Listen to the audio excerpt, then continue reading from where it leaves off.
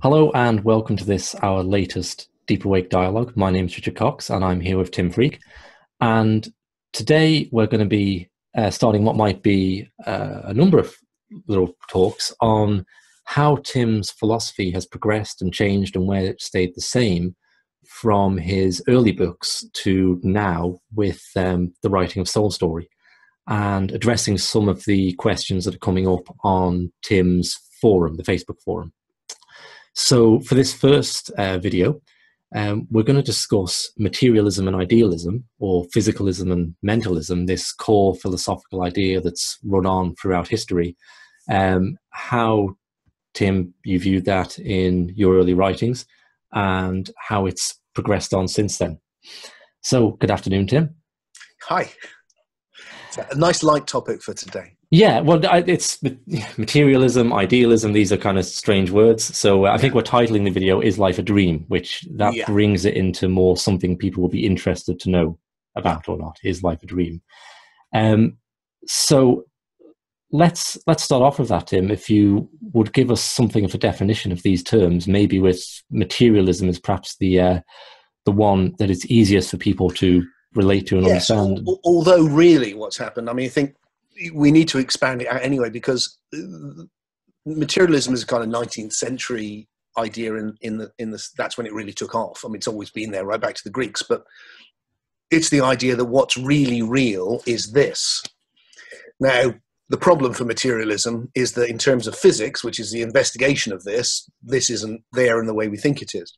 So that the materialism itself, I think, is really a dead philosophy, but it's replaced by a kind of physicalism, as you said, or objectivism is what I call it, which is still saying, look, the object, the thing, is what's real. And that's usually contrasted with the fact that you're a conscious being and that you're experiencing all of these things.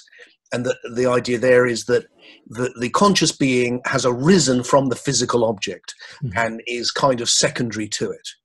And so what really is real is the physical object, and this is secondary. And then the other view is the polar opposite of that. Yeah. So that it's called, I mean, idealism is a really bad name for most people, because that sounds like people who have high ideals. Yeah, in this context, it doesn't mean that. It's a view which you call it mentalism, which is a good name for it. It's a form of a philosophy which is found in most versions of spirituality, especially ancient spirituality.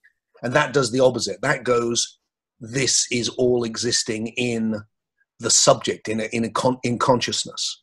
And that's why the metaphor of it's like a dream exists in consciousness. All of these so-called objects are actually forms that are arising in consciousness.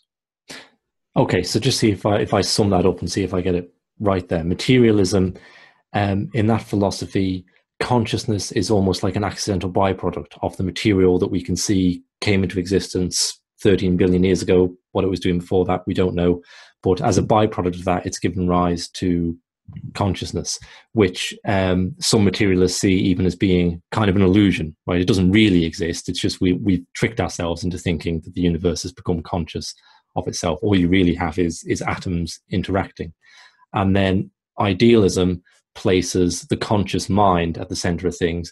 So like when we experience a dream, I can say, well, this glass of water, it looks like it's outside of my mind. But if I knew I was dreaming right now, I'd say, oh, actually, I know it's inside my mind. It's a mental projection. There are really no atoms. There are no atoms in dreams. It's all consciousness. Is that a Yes, it's all forms, like in a dream. The atoms can be forms.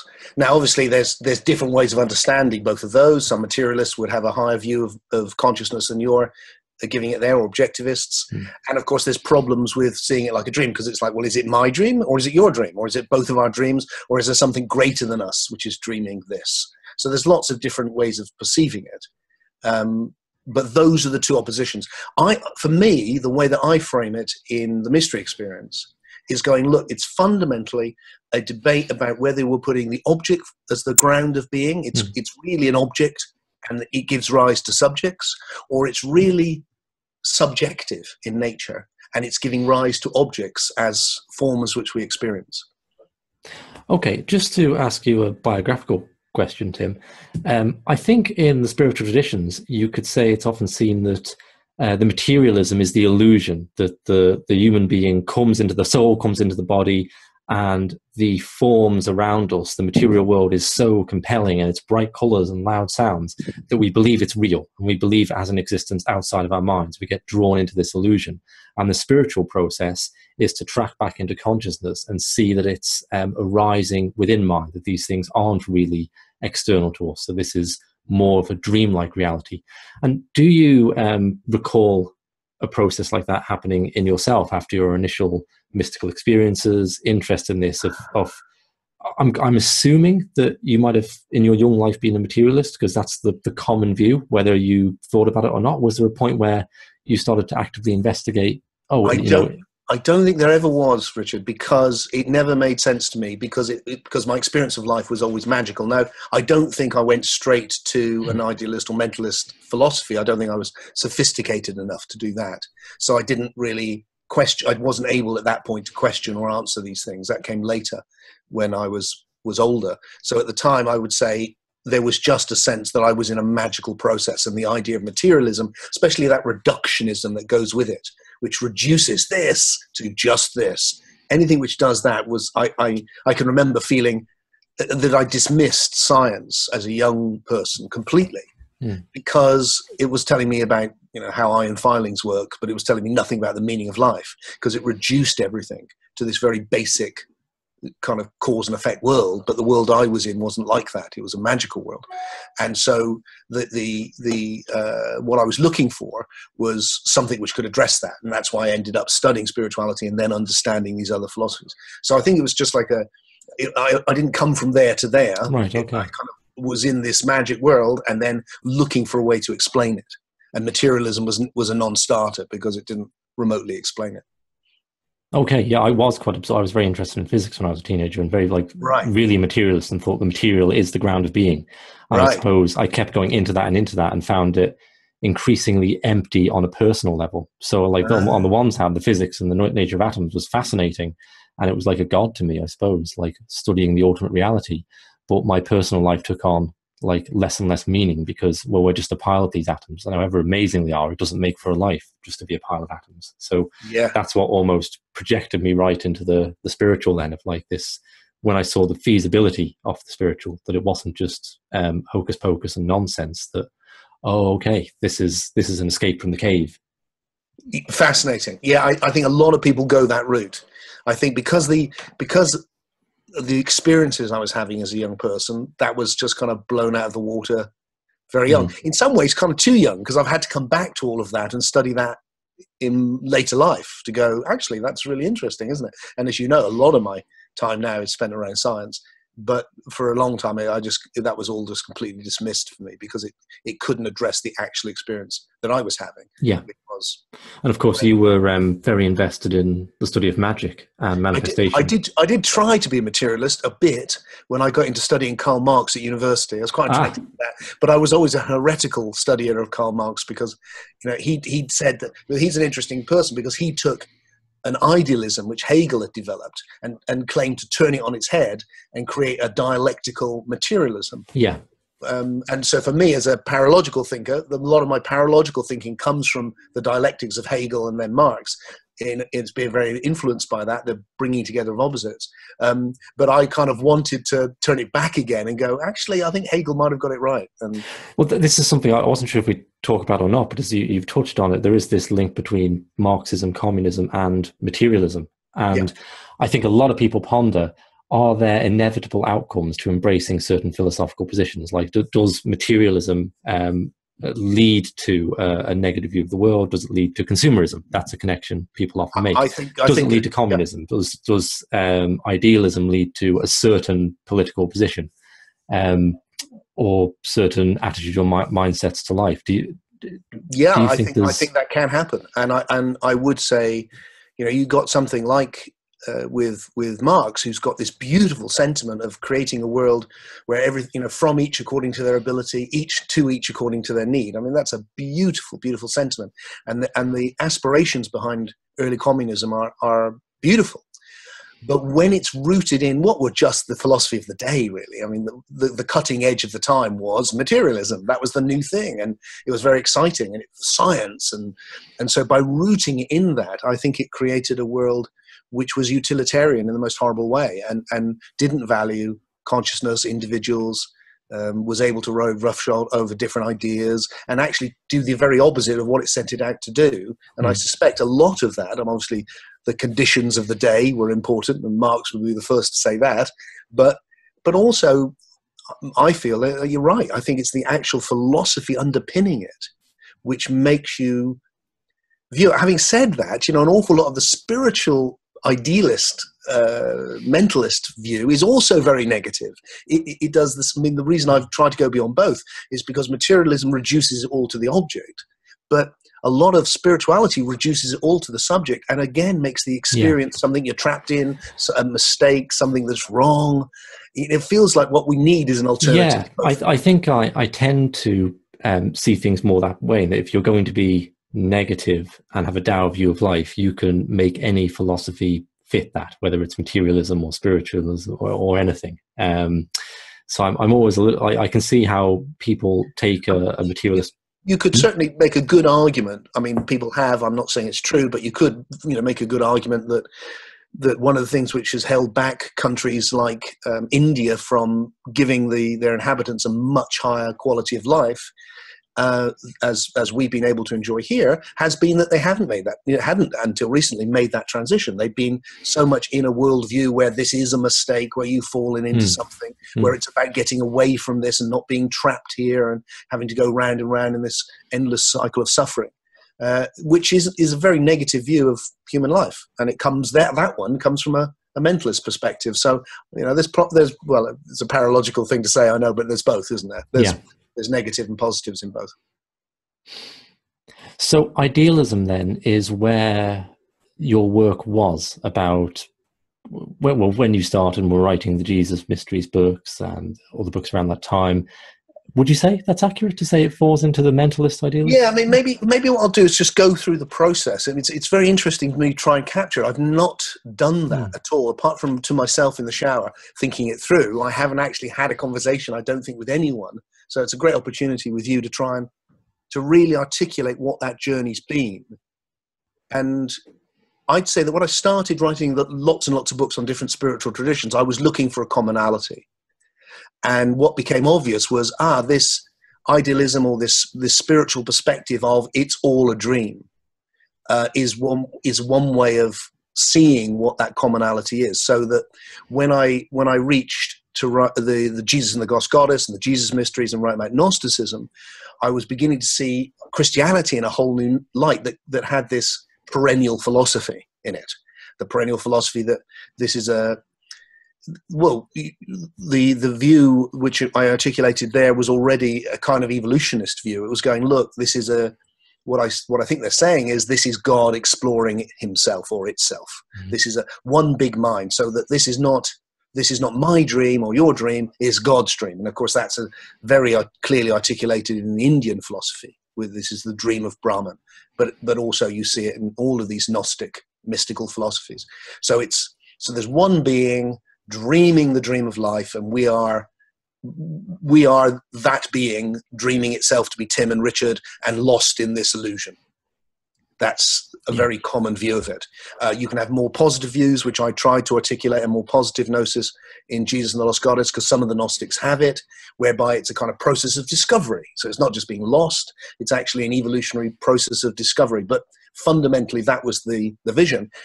And what I was looking for there was, so the first thing was, oh my God, Christianity's about this too. That was huge. And so I had this overarching kind of background philosophy, and I was looking for how can I get this across in an experiential way? Because for me, it's not just a philosophy in I believe this, it's an experience.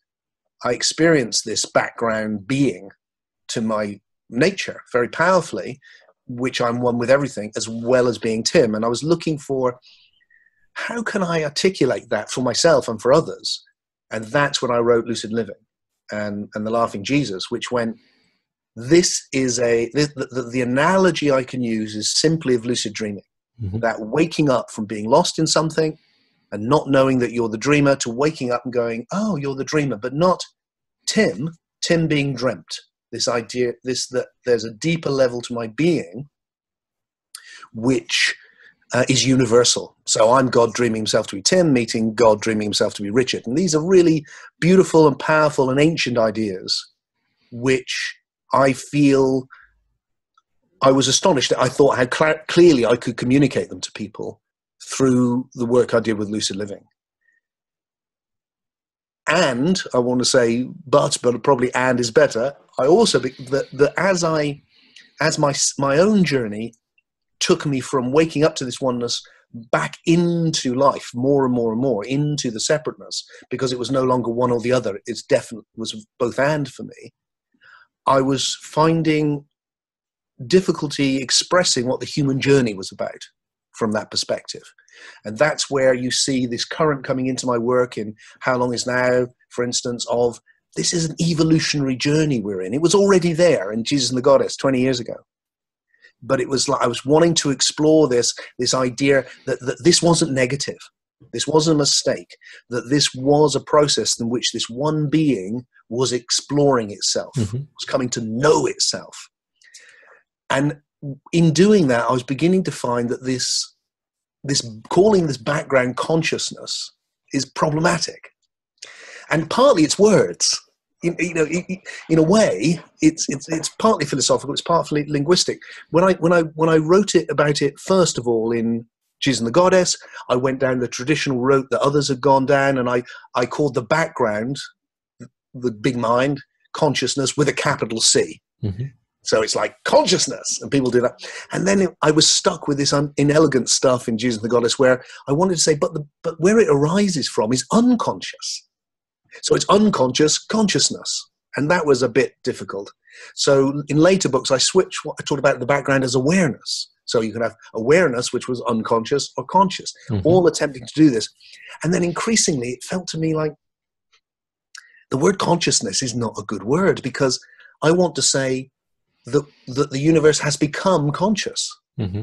Because it seems to me that before the evolution, certainly of life, probably the evolution of advanced forms of life, that what was there wasn't conscious in the way that we use the word. Can I just? That's when I needed to start looking in different directions. Can I hold you for a clarification there? Yeah. I think when you talk about consciousness coming from unconsciousness, I think you've written about this in a way that's everybody's experience in terms of the sleep state. Yeah. How consciousness and psyche emerge out of the unconscious. Let's see if I can say this right now. So when I wake up in the morning, I come from this unconscious consciousness, and then consciousness and the mind, the witness and the thing it's witnessing, arise as a pair. Is that? Yeah.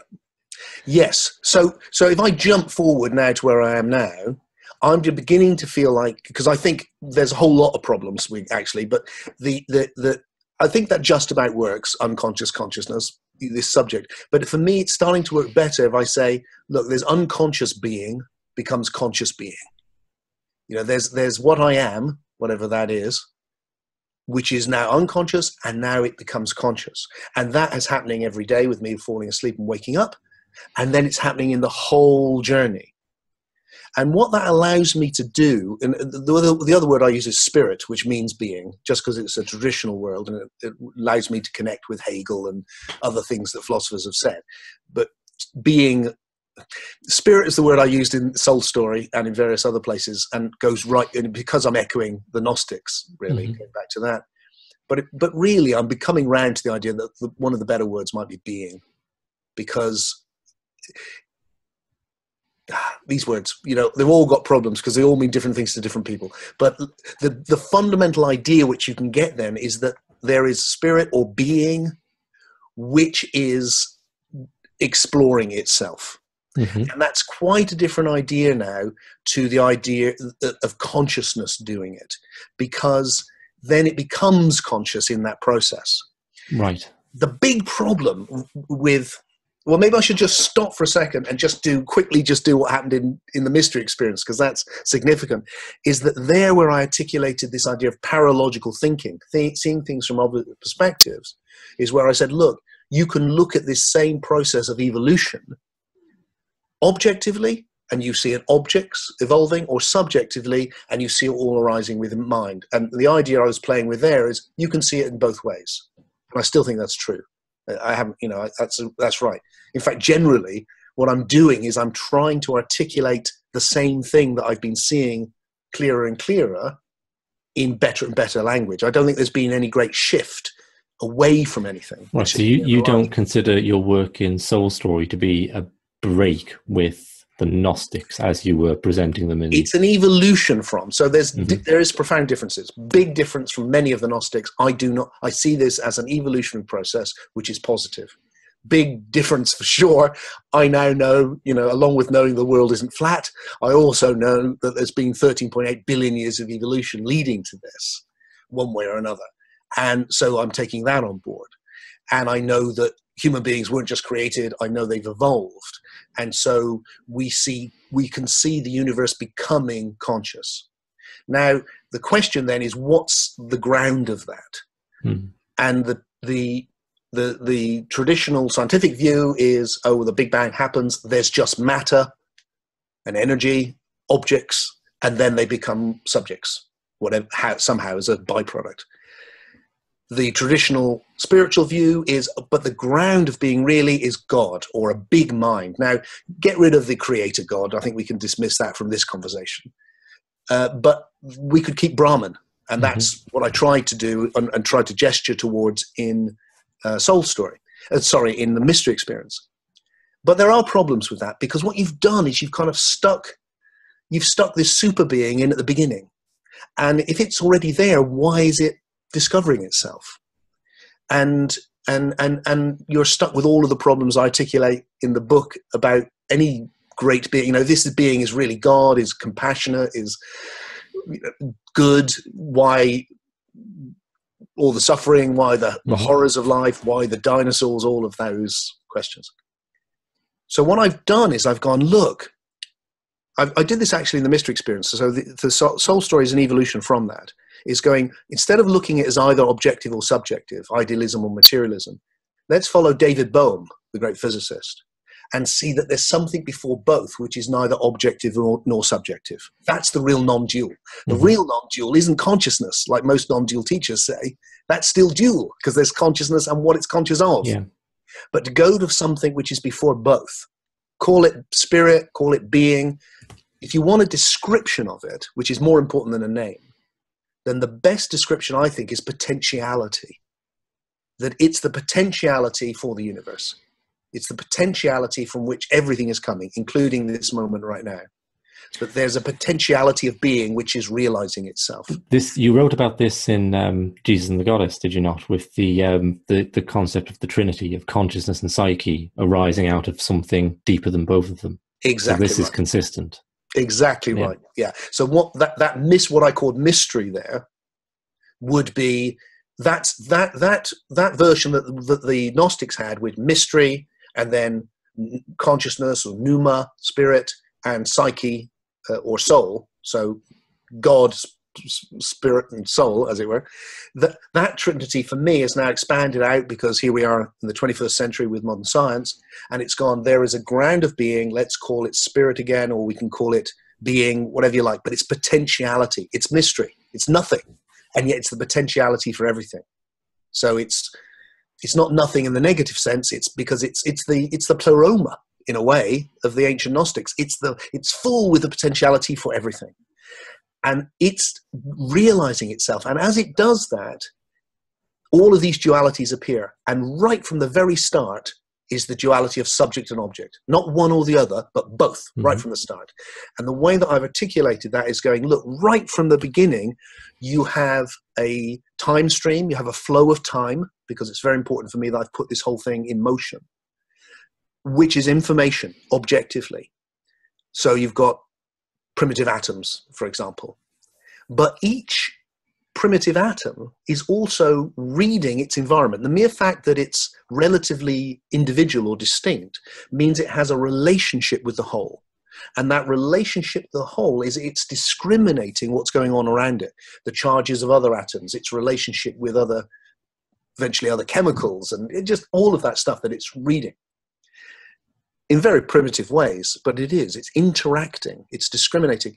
That's proto-subjectivity. So you've got proto-objectivity, atoms which actually don't exist in the way we think they do. They're not things, but they become things when gathered together enough, or they become things for us when we experience them like that. So you've got this dual evolution at the same time of ever more complex objectivity, which is information, and ever more complex subjectivity, which starts as proto-conscious electrico-chemical discrimination, that will evolve into primitive sensual discrimination, and then into the full senses we've got, and then finally into conceptual discrimination when we reach soul. And the information is evolving alongside it. So we've done away with this, is it an object or is it a subject? Is it idealism or is it materialism? And we have a paralogical philosophy which goes, no, it's something before both, giving rise to all of these dualities which always exist together. So there is no objective world which is not being observed, because it's always being observed by itself. And there is no observer without the objective world, because that's what gives rise to the subject, is that there's an object, and that they're both arising and evolving together as the potentiality, what I call spirit or being or history, is unfolding and realizing itself. And this is, I'm just trying to get my head around, do you see this as distinct from a statement like saying, yes, life is then a dream? Okay, that's great. Good to come back with that, because that's the key. That's the key thing that I need to be able to convey to people, is that people who've been with me on a journey and have gone, oh, I get it, it's like a dream. Am I still saying that, or am I not? I am still saying that, but in a different way. Or rather, this is a bigger picture which includes that. So for me, at this level, I'm here now as a human being, and I'm experiencing the ground of being, the potentiality, spirit. I can reflect back and I can see that the spirit is just as spirit or being is manifesting as everything. Let's just bring in Plato, because although I've refashioned him considerably, there's a nice little thing which he plays with being and becoming, and I'm doing the same. I'm saying that there's being which is in a process of evolutionary becoming through emergence, and that goes back to the goddess as well. We use those terms there. So I have become a human being who's conscious, and I can be conscious of my being, and when that happens, I'm conscious of this formless, timeless presence, which is witnessing this. So I'm conscious that the witness of everything on the deepest level is being, is this deep spirit. That's spiritual awakening. And you go, oh my God, I'm one with all being, because there's one being witnessing everything. But the one being is witnessing this particular flow of Tim, like it's also witnessing that particular flow of Richard. So we're back at exactly the same perennial philosophy, but in a different way, where it's going, well, and then for me, it's not then like there is one dream of life. It's more like everything is dreaming. Because every subjective experience is the objective information being interpreted in a certain way. So I live in this world where, there's my coffee cup and it feels like a thing. But I know from physics that actually there is no three-dimensional solid object there. So my experience is not the world. That's my experience of what's really out there. What's really out there is information, which I'm experiencing as this, because this is the level of emergence that I've arrived at. And that's why all of this that I'm experiencing is arising within my awareness, like a dream is. Okay, but you said information is out there. Okay, yes. So is information out there when you dream at night and experience the coffee cup? No, and that's key.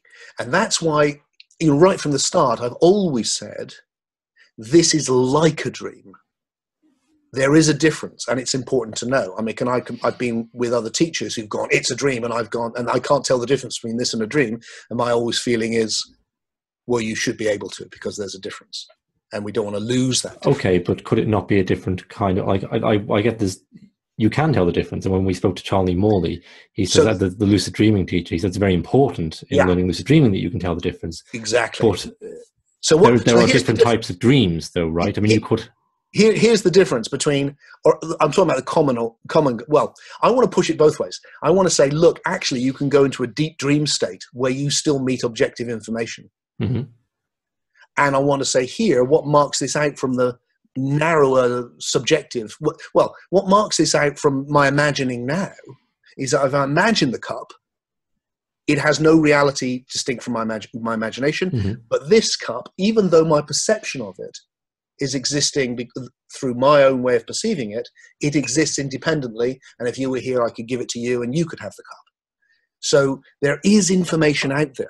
It's not that there's an objective world independent, because it's always experiencing itself. So it's not like a dream in that way in which we think of it. But I've never thought that, because it's always been God's dream. It's never been Tim's dream. Sure. So I don't think, it's not my curiosity to ask you, and I don't think it's other people's, is this Tim's dream, a solipsistic view. Yeah. But just to challenge you on that, couldn't we have that experience in a dream? So if you dream of this conversation tonight, you can have a cup in your hand, and you can also dream that you're imagining a cup. Yeah. So on one level, you've got the imaginary cup, the real cup, and you can pass the real cup to me, but not the imaginary cup. But on another level, on the level of the dreamer, both of those cups are imaginary. They're all arising. So is that distinct from... I can't. It depends what you're asking me. If you're asking me, can I know this is not a dream? Yeah. Then okay. I think the answer is probably not, because all I ever have is my experience. And people who are idealists usually fall back on that. The argument, my method is to look at the moment, fundamentally. And when you look at the moment, you see what? Well, really, if you pay attention, what you see is appearances arising within consciousness. That's what you see. So the next step for a lot of spiritual people is, that's what's real. Appearances arising in consciousness. Take a look. It's indisputable. No consciousness, no appearances. That's the way it's arising. For me, I want to go further than that, because that's just the first step.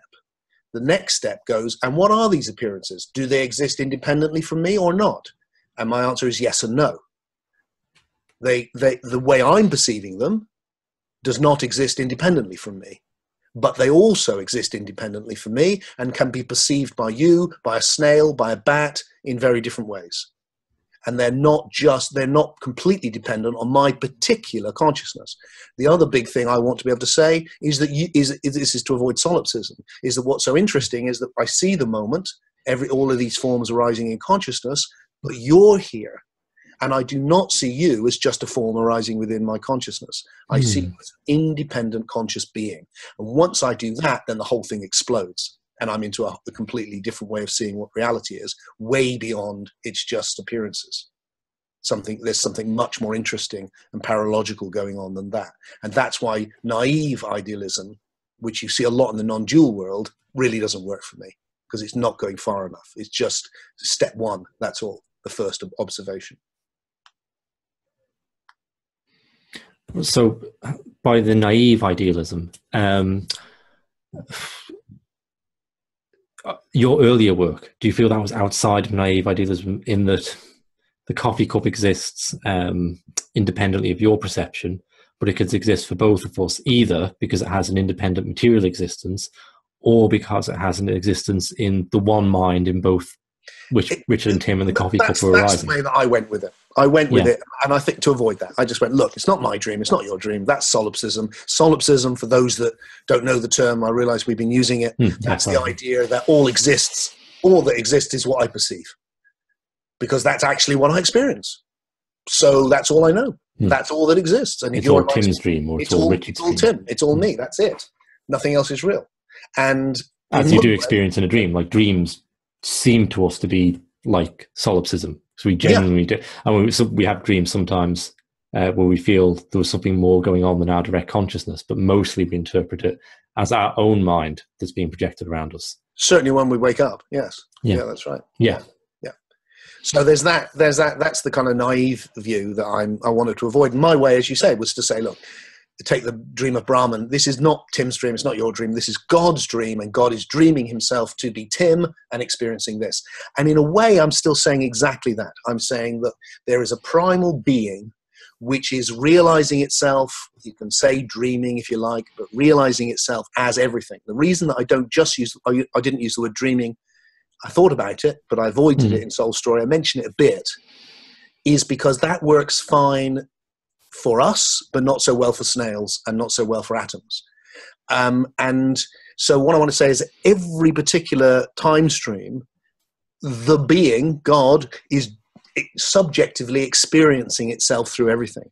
So it's dreaming itself to be an atom and experiencing reality through being an atom. It's dreaming itself to be a snail, or realizing itself as a snail, and so forth. Now, the dreaming analogy works fine if you stick consciousness at the beginning. But if you want to avoid that for the reasons we've been discussing, suddenly the analogy is not so good to understand the whole 13.8 billion years of evolution.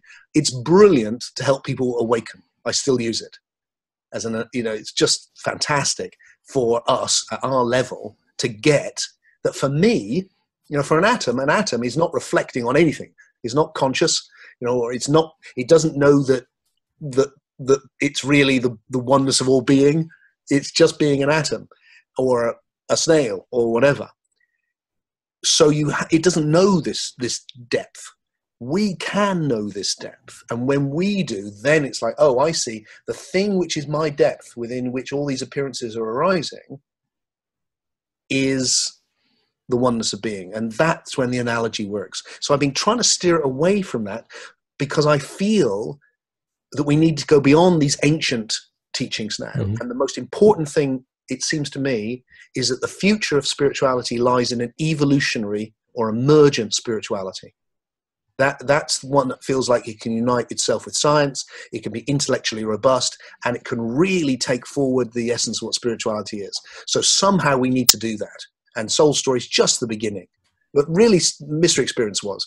And now Soul Story is trying to go, right, let's get this. What's the language which can help us get this? Okay. There's a lot there. So I feel like today what we might do is leave it there for today. And unless there's anything you want to say further, but we can post this video up and put it on Facebook. And if people comment on in the Tim Freke forum, I'll put a link to beneath the video or whatever platform you're getting this on. And you can join the forum for these kind of discussions on these issues. And if people have any observations or comments or questions, if you post them in the comments there, we can have a bit of a discussion there. And also maybe we can, for whatever comes out of that, do another video reflecting on those points in the future. Yeah, I think that's a really good idea. It might be a very great way of taking this conversation forward. It's been a real interesting challenge to try and articulate the movement and why I think it's so essential. And I'm sure there's much further to go, but it's been a very enjoyable start. Yeah. And if people help me out and post some stuff, I might be able to come back with some more precise questions and see if we can nail this down even further. So thanks very much, Tim. It was a very enjoyable conversation. Thank you. I loved it, Richard. It was great. Great. Okay. See you soon.